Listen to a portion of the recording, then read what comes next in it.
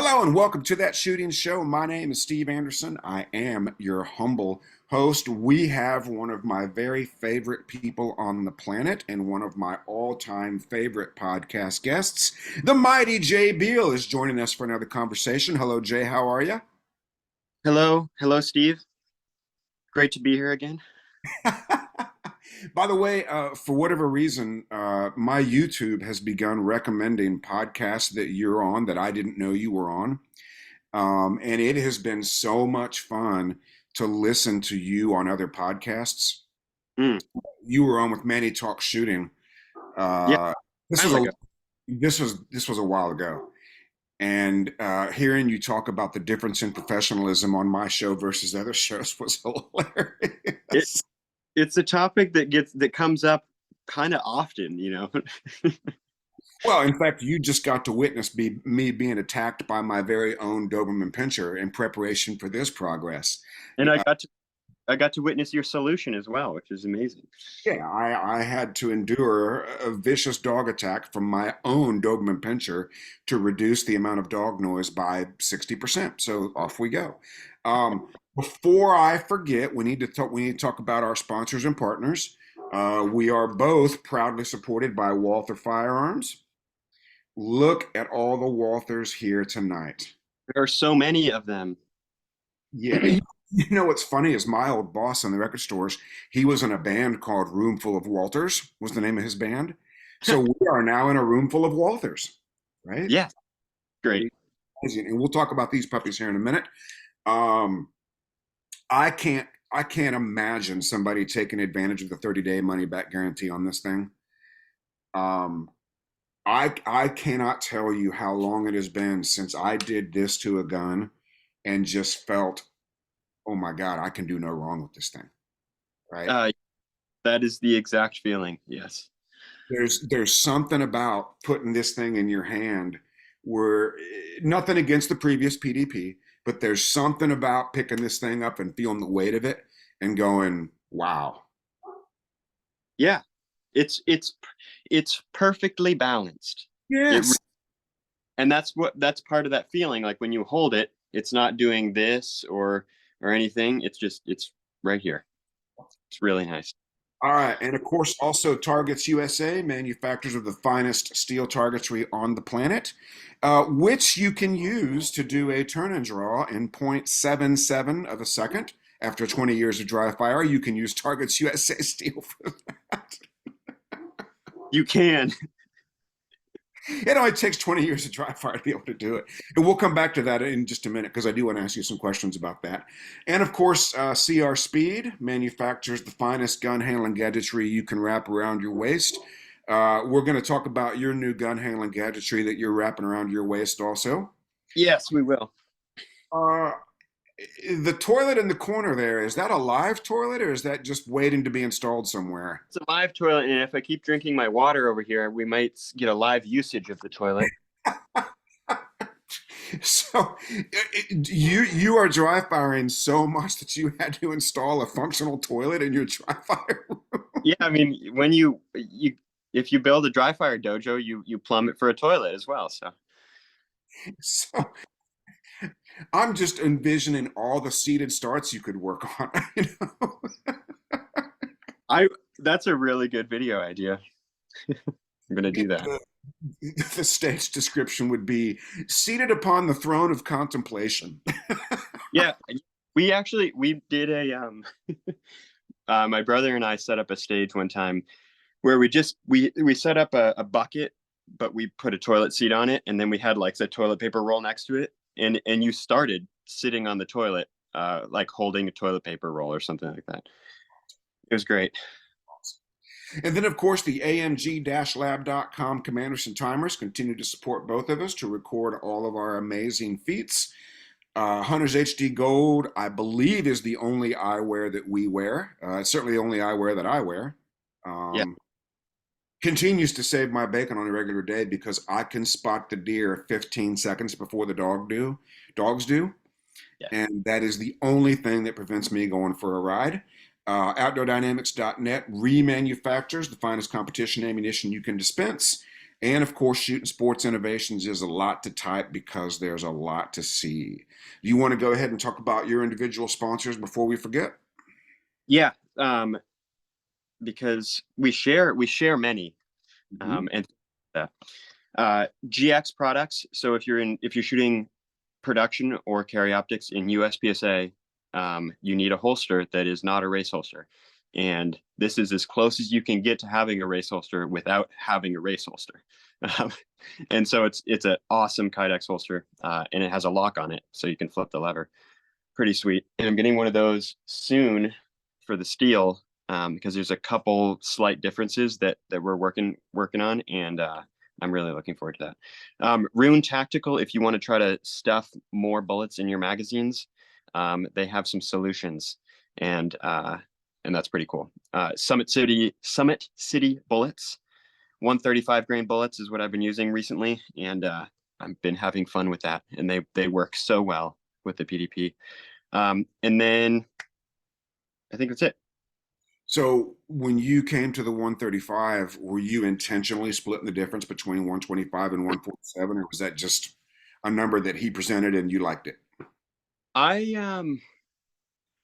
I've shot before I switched to him. I shot quite a few 135s from a friend of mine, and at, I noticed a difference. Okay. Like it was like the feeling that you get shooting a heavy bullet, but yeah, it's the perfect balance if you're trying to balance between the two. Um, and then I should also mention, I have some lock grips because the steel frame has replaceable back straps on it. Um, if you're curious about different textures and different things, Lock Grips is making grips for these, and so these are some like carbon fiber. No, not carbon fiber. Whatever material. That's the wrong. I don't know. They're pretty grippy. It's kind of nice. Are they supposed to be heavier than the factory grips, or just a different texture? No, they're about the same weight. It's just a different texture. I'm gonna think of the name when I think of it. But Yeah, it's that fancy like G something, G10. Is that? G10. Yes. Yeah. Yeah, these are G10 grips on this one. And then the other one I put silicone carbide on. Only I don't think you have to do any of this stuff, but I'm so used to silicone carbide, and it's pretty aggressive and grippy, and I really like grips that are as aggressive as possible. Just super nasty on your hands is what I prefer. So we'll talk about this in a minute when we get to the PDP specifically, but I used to have to use gem chalk with my polymer PDP. Mhm. Um, I don't know if I had to, but it gave me that little extra feeling of confidence to go grab it. And with this thing, I haven't. You can see mine is still very pristine. I haven't had to use any chalk or anything yet. It's been great, Yeah, that's pretty cool. nice and grippy. Okay, so the first thing I want to talk about is IPSC Nationals. You came in second place, a very close second place. 90, what was it? 90 something percent. Yeah, 95% of Jacob, and then Nils is right there as well, 95%. Um, yeah, that was in Florida. And were you on a or the super squad at that They match? they did not have a super squad at that match. So people were mixed around. Uh, Jacob, Nils, myself, JJ, Max, those people. We all shot on the same 2 days, but it was different schedules. So Okay. Saturday, Sunday. And what were any of the other super squatters in your particular squad? Any of the other top guys? Not in production optics, but I shot with I shot with Brian Jones, who won Open, Hmm, and I shot with him. He was on the Carry Optic Super Squad in June, okay. and he shot really well. It was cool to shoot with him. And because you've been a super squatter now for a while, do you think it was an advantage or a disadvantage to not be on a super squad with everybody else in your division? I consider it to be an advantage for myself to shoot with people that are really good. Yeah, doesn't matter if they're the same division or not. But yeah, I would prefer to shoot with people um that are good, and And not don't like shooting with people that are not good. Or I like shooting with people that I like. Um, and so I guess there can be a balance there in either direction. But yeah. And one of the things that comes up so often with intermediate shooters is watching other, primarily better shooters go before them, causing anxiety and things of that nature. Um, when you're in a super squad environment, or even when you're with somebody shooting open, does what they do have any effect on you at all? Only only in the direction of, like, they do something on an activator sequence, or they shoot some target on the move or something like that, and from that the information is gathered that, oh, that's possible, I can do that. So it's only from a good standpoint of like, oh, I can do that too. um and I maybe that's not true for everybody, but when or if you're able to kind of put that filter on and be like, oh, I can do that thing that that person did, and then gain confidence from it, then that's, yeah. So I only use it for confidence. Yeah. And it only really matters what the imprint is to self image. For example, if somebody is a grandmaster and they see another grandmaster do a thing, they can look at that one of two ways. Oh, I'm also a grandmaster. I can do that. Or they could say, I'm not JJ. I'm not Nils. I'm not Jay Beal. I'm not going to be able to do that.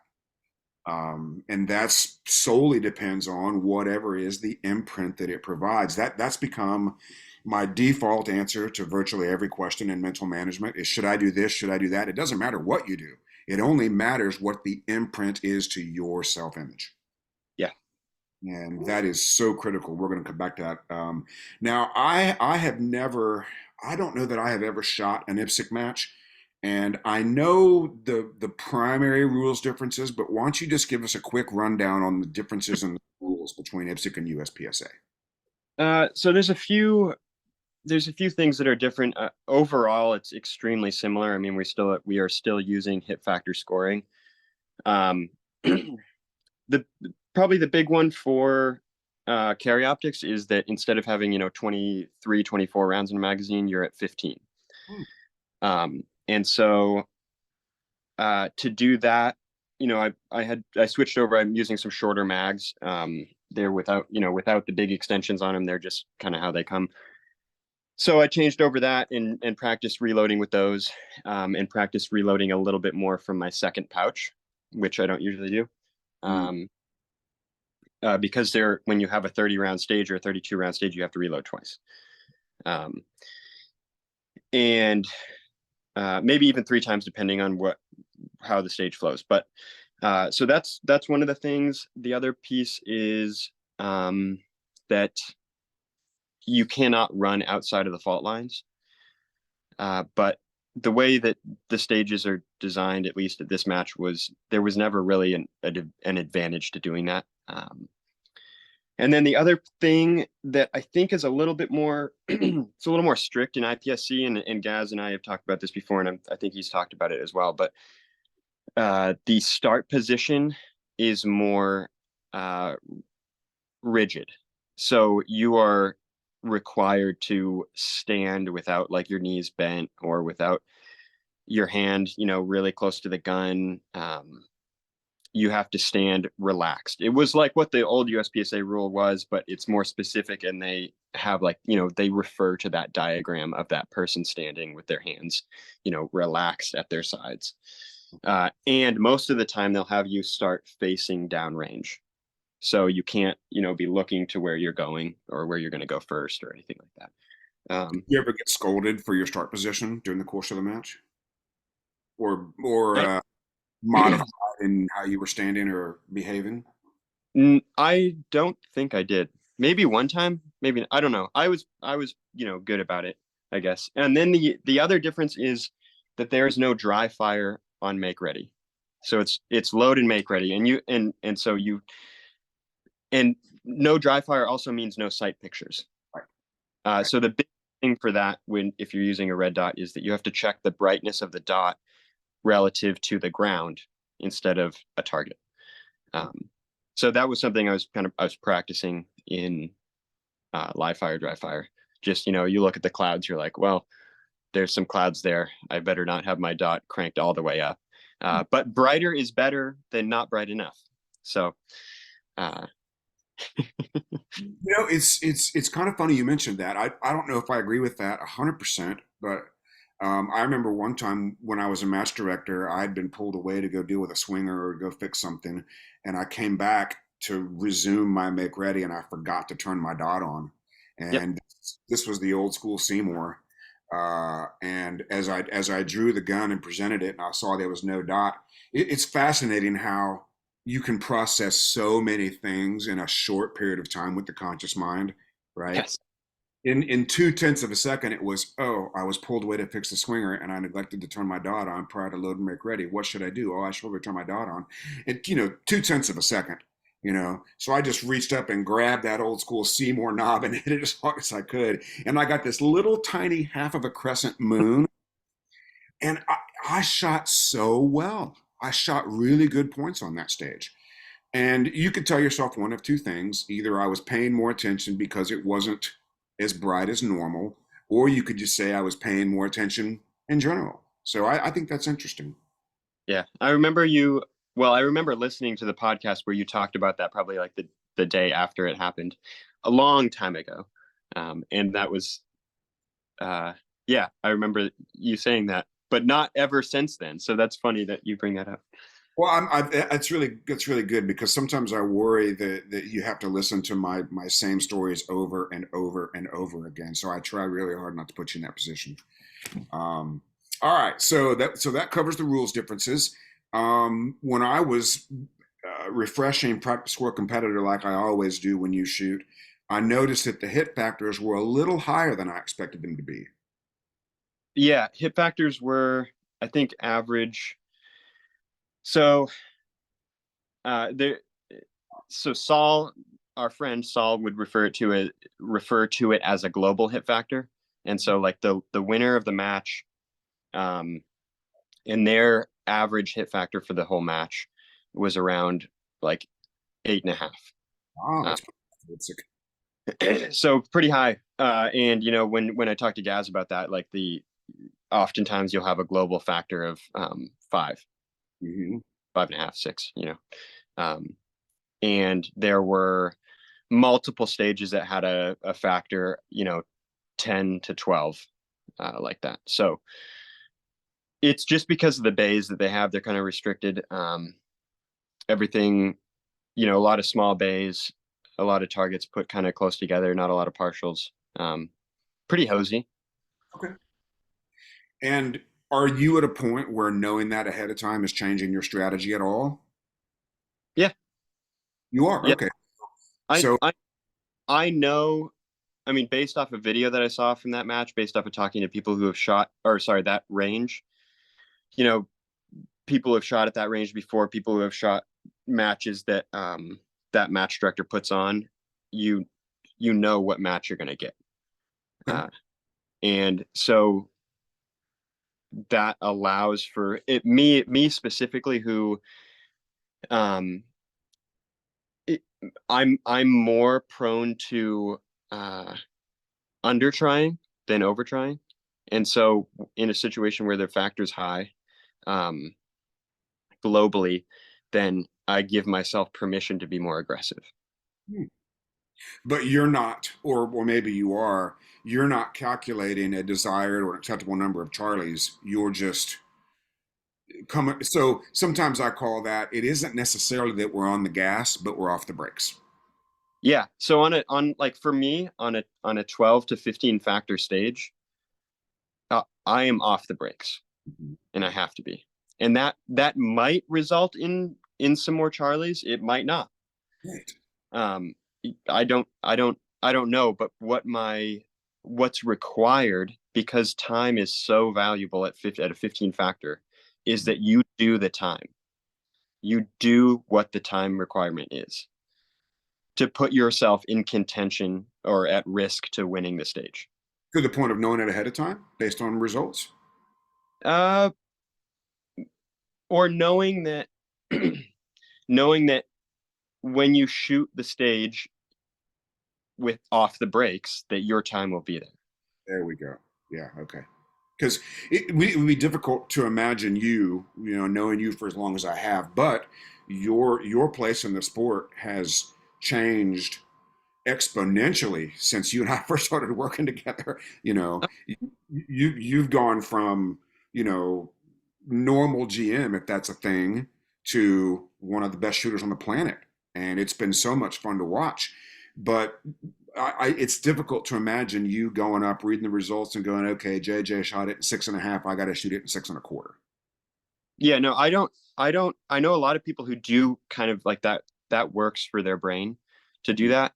But I think of it more as like I'm very visual, or like when I close my eyes and I see things. Um, so I think of it more as, if I'm going to do anything, I'm going to imagine in my mind what the stage win would look like. Hmm. Nobody in particular, but what does the stage win look like? And this is something new for me, and I'm allowing myself to do it because why not? Um, I'll allow myself to see the stage win, and That, like yeah, what's that person gonna do? Are they gonna shoot these targets on the move? Are they gonna reload here? Are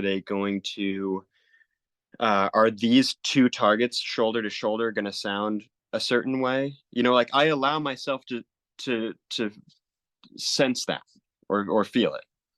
And then I'll ask myself the question, can I do that? And yes, I can. And so then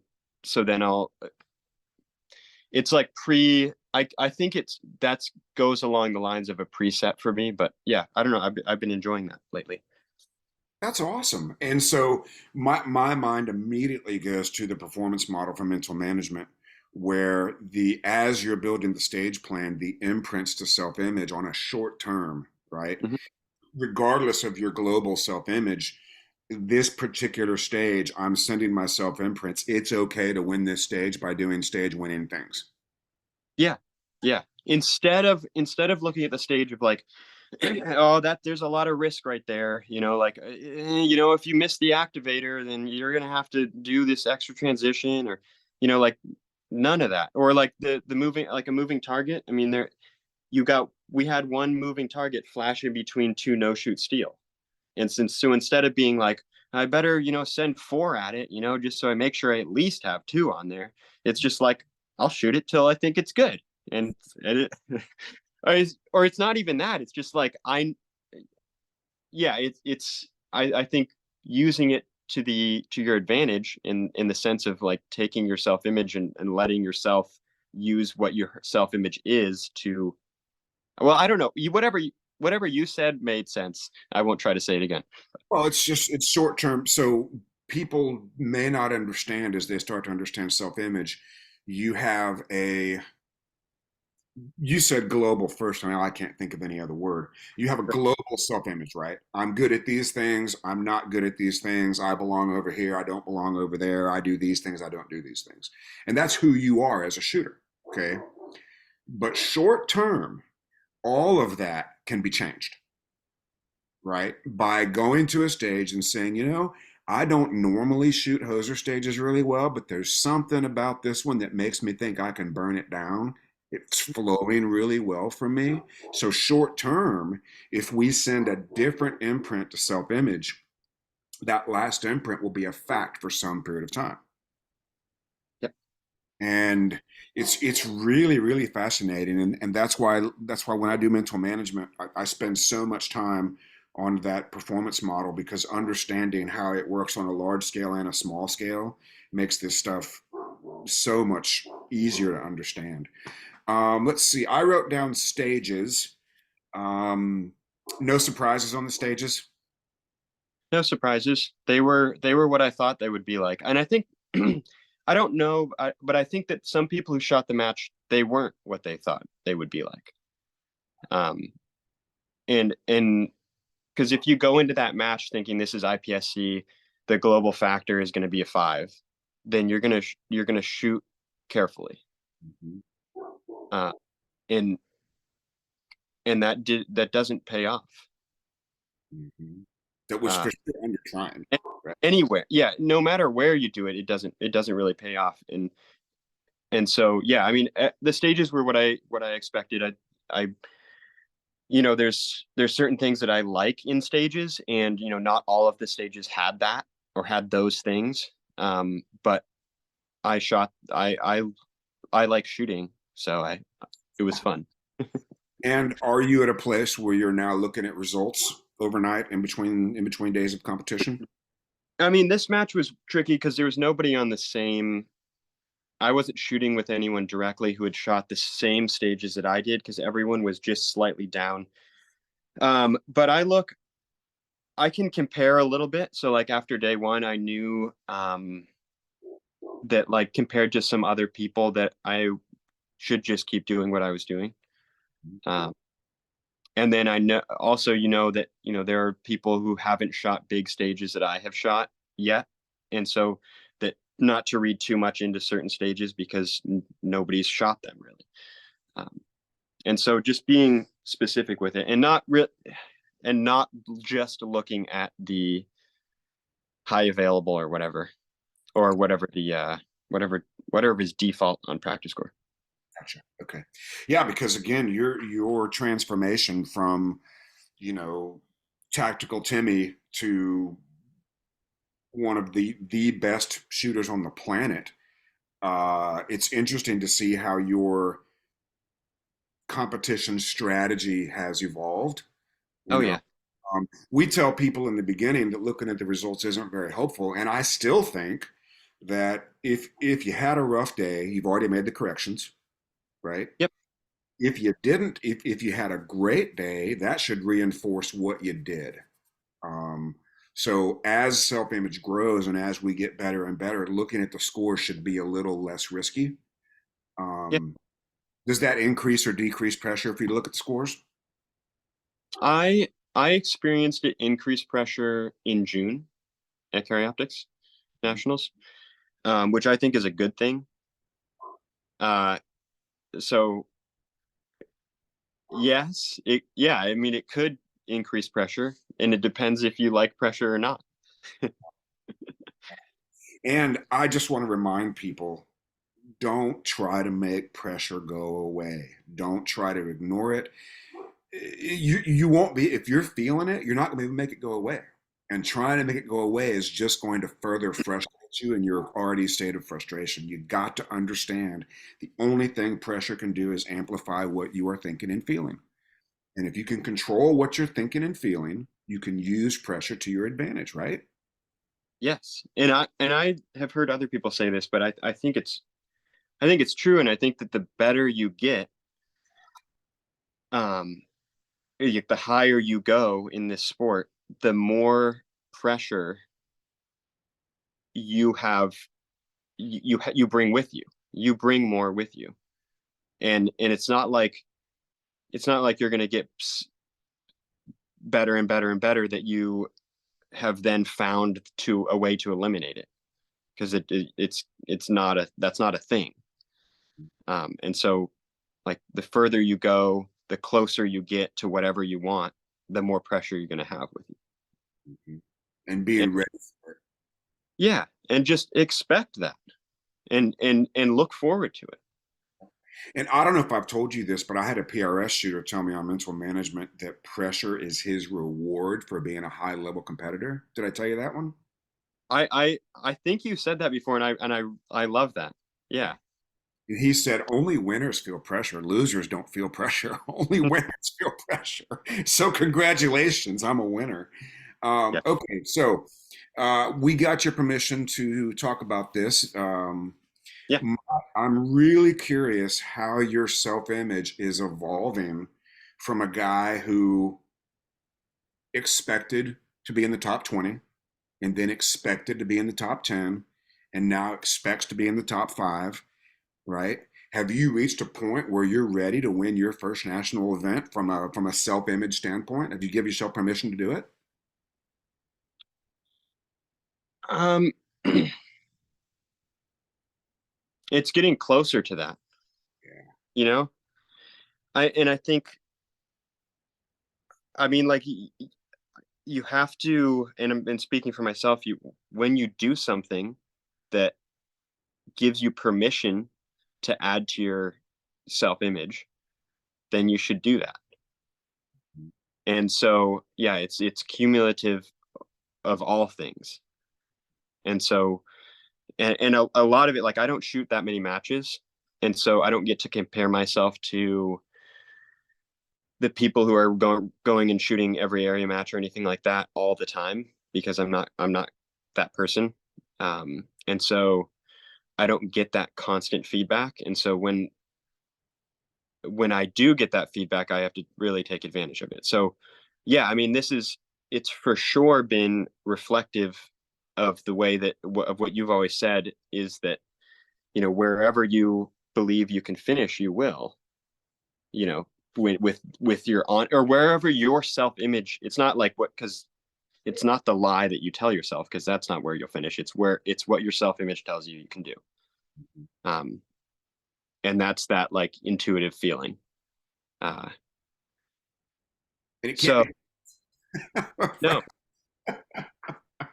no, Some people, I know when we talk about this, some people will say, "Oh, yeah, I'm a middle of the packer. I'm just going to sit here and tell myself I'm going to win and I'm going to win."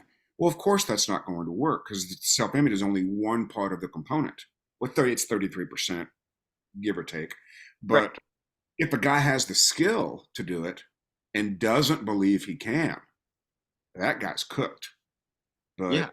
when we have the skill to do it, as you obviously do, giving yourself permission to do that is really powerful, and you are going to win your first national competition on the result of a process-based performance, Yeah. right? Knowing that you're going to do extremely well because you already know that. It's pretty Yeah. cool. Yeah. It's already a fact that I will do well. And, and so, yeah, I don't, it's so, I don't know, the more that we do this and the more that I train and everything like that, the more that the statement that you've made so many times comes true, which is, what percentage of the sport is mental, and I think it's just for the most part it's equal to your classification percentage. um like we're but by shooting another 20-30,000 rounds a year, um like that's not as important as giving yourself permission to access your skill that you already have. And so one of those is a mental thing, one of them just costs money. That's exactly right. Okay, so do you, as you're going up to an event like this, IPSC Nationals, Yeah. do you think about results at all? And if so, how do you think about results leading up to a competition? uh I I think about this is funny because I've probably said it publicly before, but I don't remember. Um, I've said it to you, but not on a podcast. But I think about how um, the people that I'll beat will be upset that I beat them.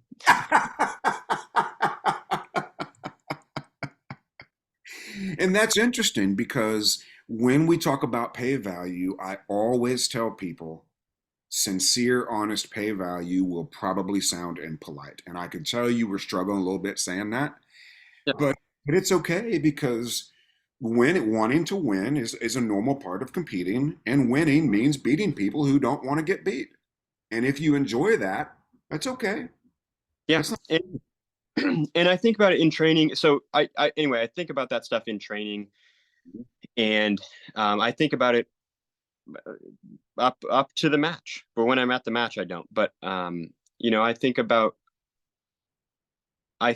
what other people are doing, and then I think about what I'm doing, and I know that I'm doing things that other people are not.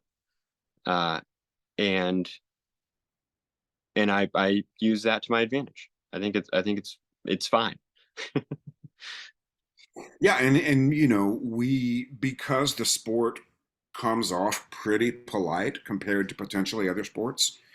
Um, that doesn't mean that people don't want to go out and dominate matches and beat people. And imagine the look on this guy's face when I beat him. I used to feel like that, you know. And it's not very polite to say out loud, but I think everybody who's a competitor goes through those kind of thoughts. Oh, absolutely, absolutely. All right, so let's talk about the PDP steel frame. Yes, do it. How long have you had yours? Um, about the same amount of time that you had yours, Oh, I okay, think. so we had at the same time. Yeah. I forget how long that was. It's been about 2 weeks, I think, for me, maybe three. Yeah, 2, 3 weeks. That sounds about right. Um, and and I shot them a little bit before IPSC Nationals. I shot like 400 or 500 rounds through it. Um, and and at that point I knew that like this was the way, or this is what I was gonna shoot. And then I had to go back and shoot the plastic one for IPSC Nationals, but that's fine. Yeah, Um, no big deal. I mean, they're both the plastic and the steel are both really good. It's just that like if you have never experienced a steel frame gun before, like myself, then when you pick up a steel frame and you shoot it, you're gonna notice some things that are pretty cool. And have you done any direct comparisons on things like transitions or I don't know any measurable comparisons to see what the weight is doing on the timer? No, no, just by feel. I haven't gone out and like compared things live fire or even really compared things dry fire. I know like certain things in dry fire and I know where I compare on them. Um, and so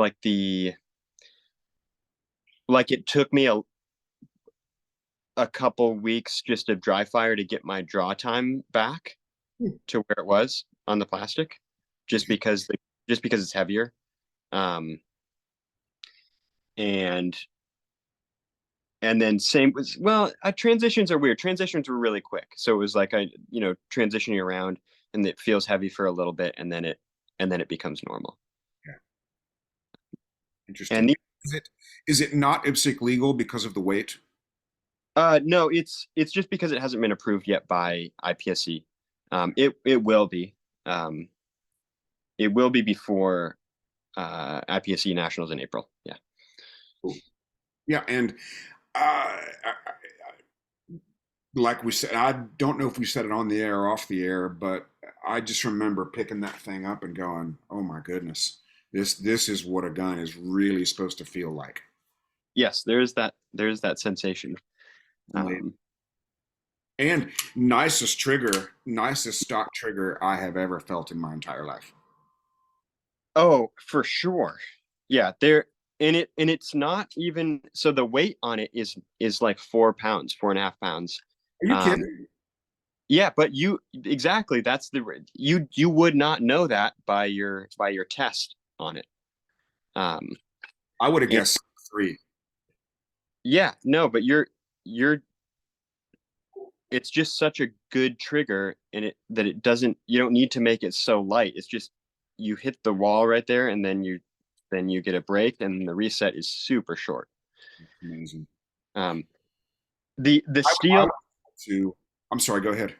no, I think that the biggest thing that I've noticed with the steel frame, and this is in dry fire and in live fire, is that uh I can make errors in a and I'll just apply that to a whole bunch of skills. I can make errors with those skills and they don't show as much. And so that's probably the coolest thing. Uh, because the gun is heavier, so you don't like if you make an error pulling the trigger, like a little bit, pull it a little bit sideways, then that doesn't show up the same way as it does with a pistol that's lighter. It just doesn't. I had the exact same experience. One of the things I did was 25-yard bill drills. Yeah. And when I first got my polymer PDP, I was having a lot of trouble at 25 yards. And I had this weird self-image moment where I thought, okay, this is not normal for me to struggle at 25 yards. So instead of asking myself what am I doing wrong, which is what most people would do, Right. what is happening here? Well, the only thing that can be happening is I'm disturbing the gun as I touch the trigger. It's the only thing that can Hmm. be happening, right? And if I know that, I can fix it. And I have never been a trigger prepper because shooting mostly open trigger prep is less of a thing than on these striker fired guns. Yeah. Um, and so with the old PDP and the incredible amount of take up on those triggers, I just had to learn how to prep the trigger a little bit better, and the problem went away. Yeah. This gun, when I first did it, I had a similar issue, but it was low left Charlies instead of low left Deltas, which goes exactly to your point, right? I was having the same issue. I needed to prep the trigger a little bit better, but it was resulting in Charlies. I call those cluster chucks. It was resulting in a cluster chuck instead of a Delta party, which was cool. Cool. Absolutely zero malfunctions. I haven't changed my recoil spring or guide rod. Do I need to worry about that, or should I just leave it alone? You can do, I mean, I put 15-pound recoil springs in both of these, and I just I like how that feels a little better. But I don't think you have to do anything if you don't want to. What am I going to notice if I swap that from if I take the guide rod and the 15-pound spring out of the polymer and put it in this? What am I going to notice? It just feels less violent, like when during recoil. So it's just which a feeling like I any feeling that you have in dry fire and in live fire, you will not have that feeling during a match. Um, but if you so like if it's functioning with a high pound recoil spring, I think sometimes if you have that 19-pound recoil spring, which I think is what comes in them, and you shoot like lower power factor ammo, that's like USPSA like 130 power factor, sometimes you won't get slide lock on a empty mag because it's not pushing the slide all the way back. That was the interesting thing. Even with the stock recoil spring setup, I went straight to Outdoor Dynamics Andersons and I'm at 100% reliability. Yeah. Um, Yep. not a single malfunction of any kind. Um, and you have not returned to the polymer gun since you've been shooting the steel frame, right? No, I took dots off of them, Oh my uh, goodness. Yeah. but uh, but no, I haven't. I So haven't. I noticed that you removed your front sight. You're using a Trijicon optic, is that correct? Yeah, Trijicon SRO, and then yeah, I don't like sights. I don't like anything to do with sights on my gun. So Okay. Yeah, I got the new Vortex Defender. They sent me a couple of them, yeah. and it's really cool. I like it a lot. But because it's designed for co-witnessing, I was never used to seeing sights in my dot sight picture, and it was incredibly distracting. So what I've done short term is I've just blacked them out, so it's much less distracting. Oh yeah. Yep, that makes sense. It's a good short term solution. I probably will knock those sights out at some point. Yeah, Um, yeah. I just take them off, and yeah, I took them off in the polymers too. I just don't want them there. And I think it's for that reason that you look through I want to when I see the target through the glass, I just want to see what's there. I don't want to see anything else on the gun.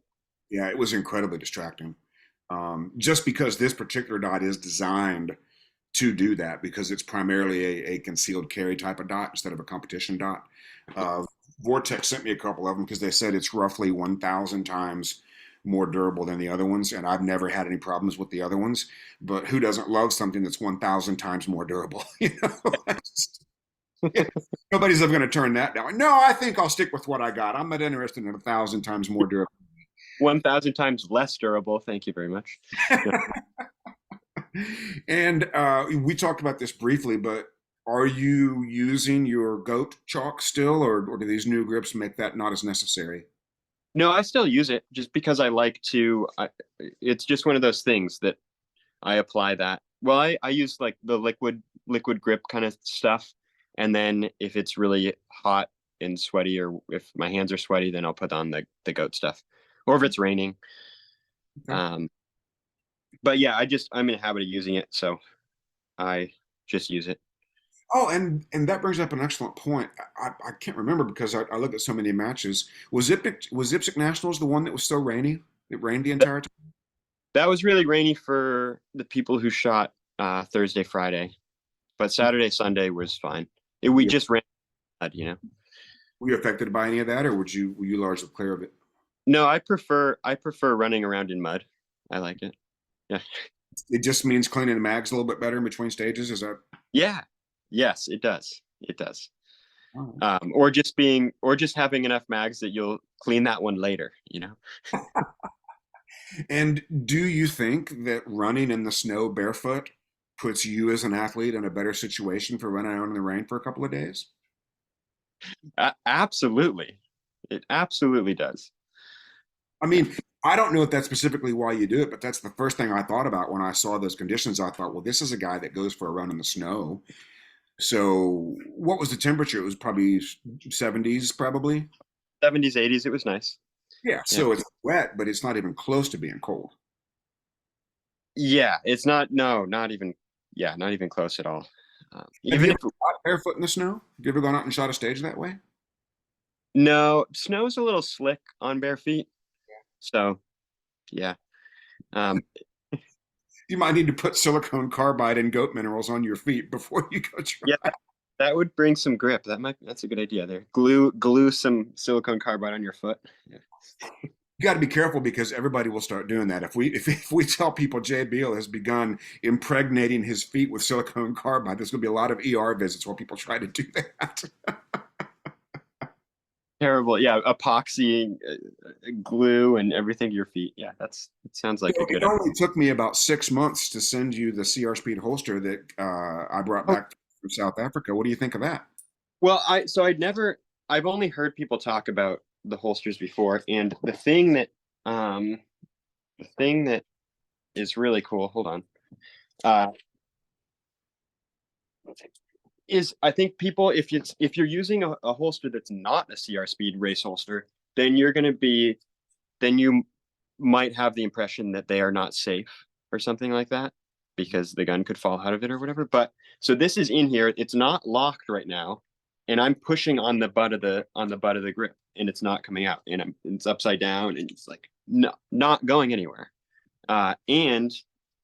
And then when you lock it, then you're just extra secure. But then when you lift up right here, then it just comes out. Um, And how much do you love the noise it makes in dry fire? How great is that noise? I mean, not. I won't lie. That was the primary reason that I really wanted to try one is because of the noise.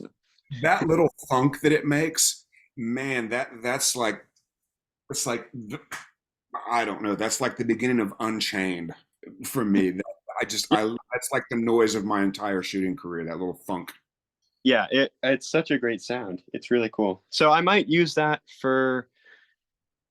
Well, I mean, they're legal in IPSC, but I mean, I've just been messing around with it because it's fun and I like the sound. I think that if with more training, you can kind of take advantage of that you only have to lift up this much before you can start to go forward, and um, so I've kind of been able to take advantage of that, but it takes more time to change the draw that way because I'm so used to grabbing and then up and out. Um, Yeah. So for me, getting a race holster made it possible to do a point six because there was no mental limitations.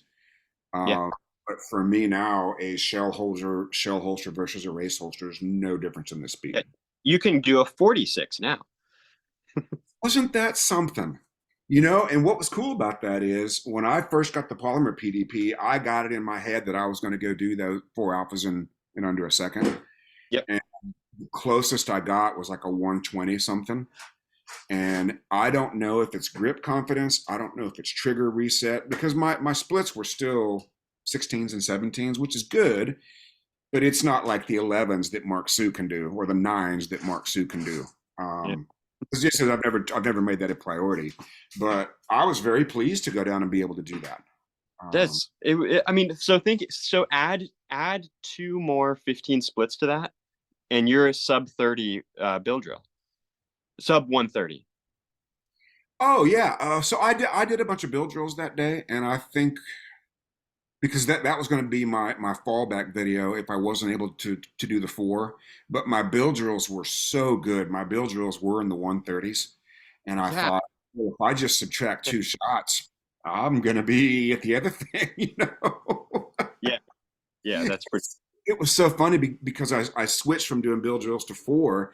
After every run, I had to ask myself, did I fire four shots? Because a lot of times I only remembered firing three. Like I couldn't remember because I don't shoot four very often, so I don't have a feeling for Yeah. that. So that was the first thing I had to do is look at the timer in the video to make sure I'd actually fired four shots. Yeah. Four is like an awkward amount of shots if because we don't do it that often. We'll do three. We'll do five, six. Um, the other thing, Can we the other. talk about my .77 turn and draw just for a minute? Oh, Just for yeah. my personal self-image. Yeah. Let's do it. So the third book, Get to Work, the timer picture on that is a .79, which was my previous best turn and draw. Um, that took me 3 hours to achieve. Circleville, Ohio, got a .79, and so I went down thinking, let's just see what happens, you know. And was I got the first thing I wanted was to be under a second at 10 yards, and then I thought I'm going to give myself a little bit of a number one a confidence boost, and number two a little bit of a call it a mulligan, if you will. I'm going to bring it into 7 yards just to see what happens, Yeah. right? And I don't know how much difference it makes, but it does give you permission to be well under a .9, right? It's just like using the race holster gives you permission to do a .6. Well, now it should be possible, right? And man, when I busted that 77, looked at that timer, I was so happy. Of course. Yeah, really, really nicely done. And I only had two negative comments on YouTube. One guy said, "Grandpa thinks he lives in the hood," which I thought was It weird. could be a compliment or whatever. I don't know. And the other one is somebody astutely pointed out that I had activated my own timer. So yes, I did activate my own timer. Did. So funny. People are funny. I know. I know. Well, and what's funny is I had just read an article that states that when your online presence grows, one of the ways you can tell it's growing is the quality of the comments deteriorates. So I took that as a positive. Say, hey, I'm getting so big that idiots are looking at this instead of the same four USPSA shooters, that are normally looking at it. And so keys, because I briefly heard you talk about it, and I've heard you talk. Obviously, I've heard you talk about your turn and draw before. Main keys to it being snapping the head around. Oh, that's huge. Yeah. The other thing I learned that I hadn't, because people, whenever I show people the turn and draw, they ask me all the time, where does the weight go? And I would always tell them it's neutral. Okay. But for whatever reason, I began heavily weighting my left foot, Yeah. and that helped. And I think because as I've begun to bend my knees more, relaxing that left foot is not as important as it used to be, meaning I can leave it almost where it is when I bend my knees a lot. Yep. Uh, and so heavily weighting that left foot now means all I have to do is move the right one. And you're about the only person that I can talk to about this because you understand these terms. Every time I would do one, I would reload the previous attempt and preload the next one. Mm-hmm. Right. So regardless of what happened on the one I just did, and I actually slowed it down in my mental rehearsal. I turned the start tone into the foghorn, and I was literally standing on my range going. Yeah. That was my mental rehearsal.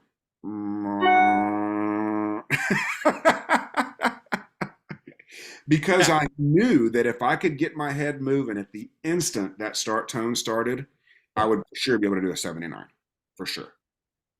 Yes. Yeah. So great. Super cool. And I don't know if people well, no, I think people will recognize h- how good that is, but I think some people might not recognize how good that is. To do a turn and draw in 0.77, um, like that. I I it's extremely good. I told my wife that there might be 10 people on the planet who could go out and do it, on one range. Sorry, on one session at the range. And she said, "Who are they?" And I said, "Well, I don't know. Yeah. Maybe Jay could do it." So it might just be two of us.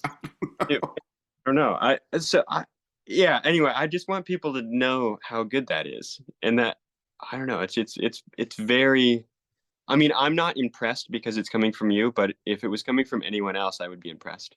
Well, what's really interesting about it is I warmed up for about 8 minutes before I Mhm. started filming and got on the timer. Um, because I'm not dry firing every day. Um, I don't think anybody thinks that I am. I've never told people that I am, right? I go to the range 4 or 5 times a month, pretty much just to make videos so people think I can still shoot, right? That's my primary reason for that. But I think what it illustrates is 20 years of subconscious skill doesn't evaporate when you don't handle the gun every day for a couple of years. Yeah, yeah, absolutely. And, It's right. right. And so when people take a break, if people are going to take the off season off, ooh, that's something else we need to talk about is the off season, just briefly. But if we take the off season, or if we have work or life issues that keep us away from the gun for a couple of weeks, it only matters to the extent that you think it matters. Right. Right? I went down to the range knowing I was going to be under a second very, very quickly. The only thing I didn't know was how much under a second I was going to be. That's the only thing I didn't know. So, Yeah. what are you going to do in the off season? Anything? Is there an off season for you? I mean, I'm gonna dry fire. I mean, I have this new blaster. What am I supposed to do? You know, I can't put it away. So, I mean, I can't not dry fire. Um, so I mean, I'm gonna dry fire and I'm gonna load ammo for next year. That's what I'm gonna do. And what is your 2024 look like right now? Do you have any idea what your schedule is going to be? Yeah, it'll be. I'm going to South Carolina end of March to shoot their state match, and then it'll be IPSC Nationals in April, and then it'll be Carry Optics Nationals in June, and then there's a couple other things June, July, and then I'm probably going to do Handgun Nationals in September. Maybe I'll Okay, shoot, maybe I'll shoot production, or maybe I'll shoot limited optics or something like that. So interesting. yeah, So if you were to shoot production, that would be a very interesting self-image uh, situation because you don't have a self-image as yeah, a national production shooter, right? no, I don't. So pre-accepting the results, it was so easy for me, right? I was an open shooter when I won High Master, whatever year that was, 2009 maybe 2002, I can't remember, but Yeah. it wasn't that I didn't care, but I certainly was not worried about the results. So it would be an interesting, yeah, that I could be easily talked into shooting production at that match. Um, If only you had like a sort of kind of state of the art gun with which to shoot production. I mean, if only. I might recommend if you take the dot off, you might consider reinstalling some sort of sights, unless you're just going to use your mental rehearsal to mentalize the dot. Which might work fine, but who knows? Um, just go point and shoot the whole thing, right? Prove me wrong. My name is Jay Beal. I just point shot production just, match with someone. just shoot it with the slick top on the slide. Yeah, that seems. All right, buddy. Is there anything else you want to talk about or say before we conclude today's podcast? I just only because I just remembered about because I did I know we're in the off season and I'm not supposed to shoot during the I shot today, but so maybe I'm gonna dry fire and I'm gonna live fire and I'm gonna load ammo this winter. But I was shooting one handed uh with the steel frame PDP, and I think that out of all things is the most noticeably different piece to a steel frame is that the gun just settles back down, like left hand, right hand, whatever. There, you don't have to work as hard. And so I wanted to mention that before we get off, but shooting one-handed with this thing is so nice. You know what that reminds me of? The video that I did 28 yards to the bowling pin, Mm. freestyle, and I did 20 yards strong hand and weak hand. You want to know how many rounds it took me to film those two videos? No, how many? Four. Just 4 rounds. Four Yeah. rounds. I missed my first shot at 28 yards, Yep. which was 100% trigger. I called it. Yep. Um, then I rolled the camera again. And in fact, because I edited it poorly, you can actually hear my first shot before I shoot the other one because I forgot to edit. I didn't edit it correctly, but it Yep. doesn't matter. Made that shot, and then I went, well, gosh, what should I do? Strong hand, weak hand. I, let's just do 20 yards. And, I started the camera. Dink, dink. Okay, 4 rounds, we're done. you know? Yeah. I don't So, know. They're just such nice guns to shoot. And so if you have a friend that has one, then should go shoot it. But if you don't, then just buy one. And if you don't like it, then they'll take it back at RP or whatever. maybe we'll just get another one. Yep. Right? Yep. They Um, send you, like, don't they send you all the 30-day guarantee returns in 55-gallon drums once a month? All the ones that get, and not do right. that? But that's what's over there in those blue. Um, before we get off, I just want to say thank you to you, Steve, but then just for everything that you've done for me to help with this, because I think that the more you do this, the more you realize that it's mental, and I don't think well, I know there's no one else talking about the mental game the way that you are, um, and teaching it the way that you are.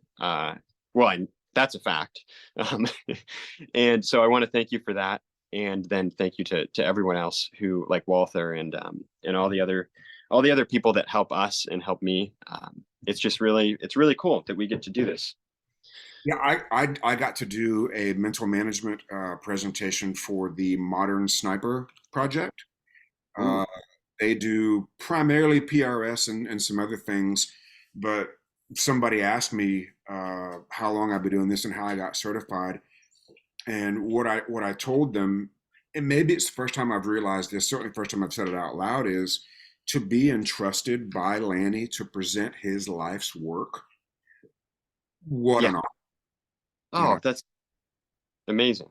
Yeah, I mean, obviously, I had to pay him some money to get certified, and it wasn't cheap. But understanding this stuff the way that he does, and trusting anybody to go out and teach it, Yeah. what a huge honor. I And love I don't know of anybody else in any sport that has taken this to the degree that you have. Where you go and you get certified to teach it, and then I'm sure that some people teach it regularly, but I don't know, it's pretty cool. The it. the degree that you've been able to use this and use it to confirm stuff that you've been talking about for 20 years is really cool. Um, Thank yeah. you so much, buddy. I appreciate you. Well, buddy, I hope you have a merry Christmas with the family. Are you done shopping for the boys yet? You got them some stuff? Yeah, we got the boys all the stuff. I'm gonna get some stocking things. I'll say it quietly. I gotta get stocking things to put in my wife's stocking. Uh, So I gotta do. But Are the boys into any kind of guns yet? BB guns or air guns or anything like that? not yet. But I was talking to somebody about Nerf guns, and I think Nerf guns would be. I would have a lot of fun shooting my children with Nerf guns. And I know for a fact you can set the commander. I was engaged in. I gave Chris Austin's son a dry fire tune-up with his Nerf gun. One time when I was Chris, Yeah, this was pre-beard Chris, who was a lot less intimidating. yeah. Uh, Bearded Chris is a scary guy. yeah, something's wrong with. He looks a little creepy. But I was able to give his son a Nerf gun dry fire tune-up with the AMG commander, and it works great. So you can give your boys Nerf gun dry fire tune-ups with the AMG Commando. It'll be great. Thinking about that is the coolest thought. I should be. We should probably sign off because the toilet back there needs to get used. So, Sounds good, but buddy. this is pretty fun. All right, man. Thanks again for being who you are and being such a great ambassador for AndersonShooting.com. And we'll talk to you very soon. And until then, be like me, do what I do, say it with me. 1, 2, 3, get to work. Work. And I got to find the stop button. And there we go. Yeah, you gotta leave that in because